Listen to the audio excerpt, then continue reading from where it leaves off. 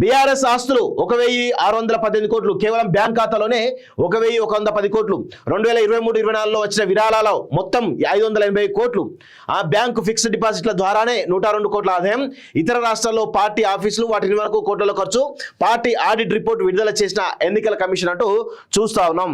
So ఇక్కడ మనం గుర్తుపెట్టుకోవాల్సింది ఏంటంటే ఈ బీఆర్ఎస్ ఆస్తులకు ఫోన్ ట్యాపింగ్కు సంబంధం ఉందా లేదా అనేది మనం ఇక్కడ గుర్తుపెట్టుకోవాల్సిన అవసరం అయితే ఉంది.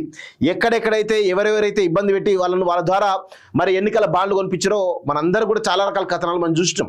సో ఖచ్చితంగా ఈ ఆస్తులు ఇవన్నీ కూడా ఫోన్ ట్యాపింగ్ ద్వారా భారీ ఎత్తున సమకూర్చుకున్నారనేది చాలా స్పష్టంగా తెలుస్తూ ఉంది.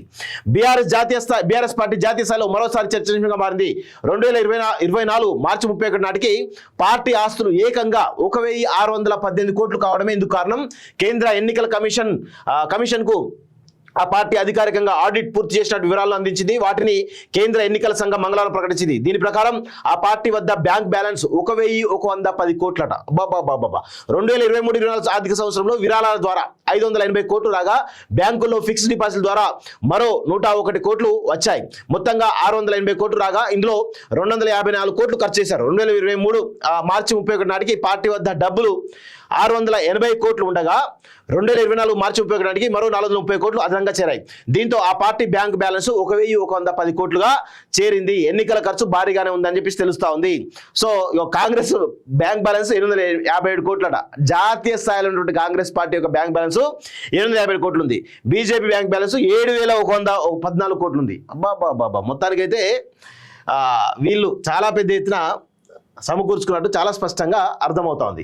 ఇక్కడ చూడండి, వాస్తవంగా ఖర్చు ఇందుకు 10 ఉన్నదనే ఆరోపణలు వినిపిస్తున్నాయి. ఒక్కో అభ్యర్థి 40 లక్షల చెక్కులను ఎన్నికల ఖర్చు కోసం అందజేసింది. ఇలా సుమారు 47 కోట్లను అభ్యర్థులకు అందించింది. వీటితో పాటుగా ఎన్నికల బహిరంగ సభల కోసం 30 కోట్ల వరకు ఖర్చు చేసింది. వివిధ పత్రికలు, టీవీలు, ఇతర రకాల ప్రకటనల కోసం 75 కోట్లకు వెచ్చించింది. క్యాంపెయిన్ పబ్లిసిటీ మరో 42 కోట్లను ఖర్చు చేసినట్టు లెక్కలు చూపింది. ఇలా మొత్తంగా అసెంబ్లీ ఎన్నికల్లో 197 కోట్లను ఖర్చు చేసినట్టుగా ఎన్నికల కమిషన్ కు అధికారికంగా తెలిపింది. కాంగ్రెస్ పార్టీకి జాతీయ స్థాయిలో 2023-24 వచ్చిన ఆదాయమే 289 కోట్లు. సో ఇక్కడ చాలా స్పష్టంగా చెప్పాల్సిన విషయం ఏంటంటే 197 కోట్లు కేవలం ఆ ఖర్చులు ఈ ఖర్చు చూపించారు. మరి ఇంకా అదనమైనటువంటి ఖర్చు చాలా ఉంటుంది. అభ్యర్థులు పెట్టినటువంటి ఖర్చు కొన్ని వేల కోట్ల రూపాయలు వృధా చేసింది కేసీఆర్ ఎన్నికల పేరిట. ఇది అందరూ కూడా గుర్తుపెట్టుకోవాలి. ఇది ఎవరి డబ్బులు? ప్రజాధనమే ఇదంతా కూడా, ఎవరో డబ్బు కాదు ఇది. ఇతర రాష్ట్రాల ఆఫీసులకు సైతం కోట్లు ఖర్చు అంటూ ఒకరోజు చూస్తూ ఉన్నాం. సో ఇంకా చాలా విషయాలు కూడా చూస్తూ ఉంటే 2023 అసెంబ్లీ ఎన్నికల్లో బీఆర్ఎస్ చేసిన ఖర్చు మొత్తం కూడా 197 కోట్లు. 2023-24 ఖర్చు చూస్తే 102 కోట్లు ఫిక్స్డ్ డిపాజిట్పై వడ్డీ 102 కోట్లు, వార్షిక ఖర్చు 255 కోట్లు, వచ్చిన విరాళాలు 580 కోట్లు, అసెంబ్లీ ఎన్నికల ఖర్చు 197 కోట్లు అంటూ చూస్తూ ఉన్నాం. సో మొత్తానికైతే బీఆర్ఎస్ పార్టీ 1600 కోట్లతోటి చాలా ముందంజలో ఆ డిపాజిట్లు అవన్నీ కలిపితే దాదాపు వాటి ఆస్తుల విలువ అంటే ఇవి కాకుండా బిల్డింగ్ లెవెల్ అవి కలిపితే ఇంకా చాలా పెద్దగా ఉంటుంది.